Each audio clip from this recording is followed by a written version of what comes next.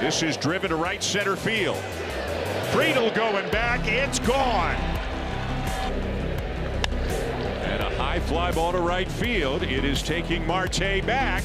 He's running out of room, and it's gone. Now Kirk drives the ball to deep center.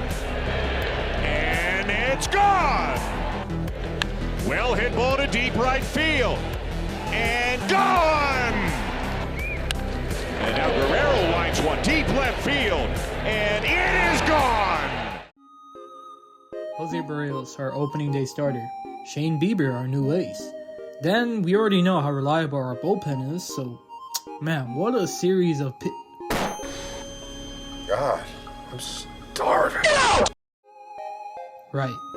This is the Blue Jays in 2025. We don't need elite pitching to win us games. No, we just need the offensive dreams to work its magic and win us games. What a display we saw these last two games. Let's get into it.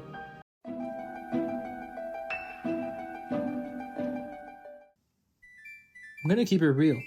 With our bullpen being as shaky as it's been, and now the starters struggling against the Reds, it puts into perspective how the tides can change quickly in baseball. However, thanks to MVP candidate George Springer, Dalton Varsho Bonds, and Vladimir Guerrero Jr. getting out of the slump, the team is back on track. You'd think at home the Reds scored 18 runs in 2 games, 9 in each, would be enough for a series sweep, but the Jays kept on coming back, clawing their way back into these games, and hitting back-to-back home runs in both games. It was truly a slugfest. Well, for starters, we finally have some breathing room in the standings, and we go into the biggest series of the season with momentum.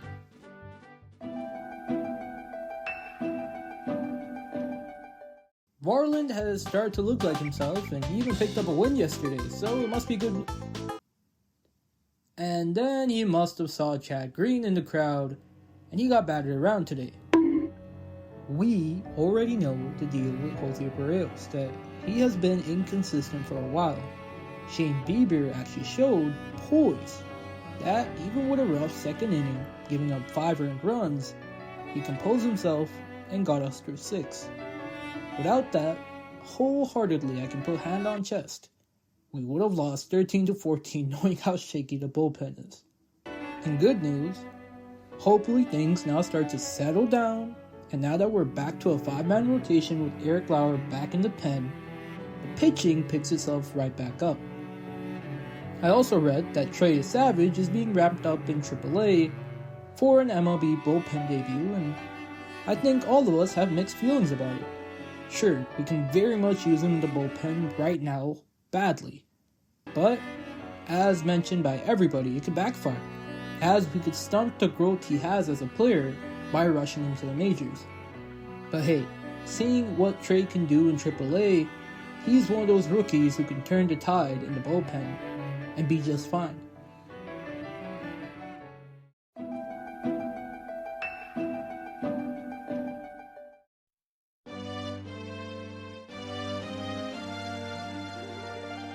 Batman and Robin, Woody and Buzz Lightyear.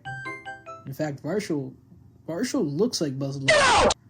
These two have just been playing out of their minds. I recently just saw a stat that Springer in his last 45 games, stat-wise, is so absurd that hasn't been done since Babe Ruth and Lou Gehrig.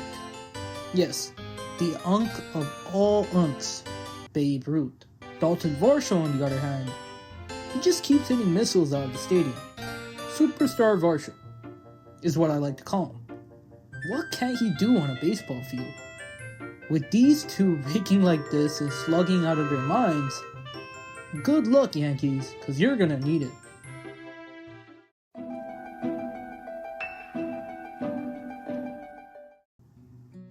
Yes, was the first game a heartbreaker that made us all stumble a bit.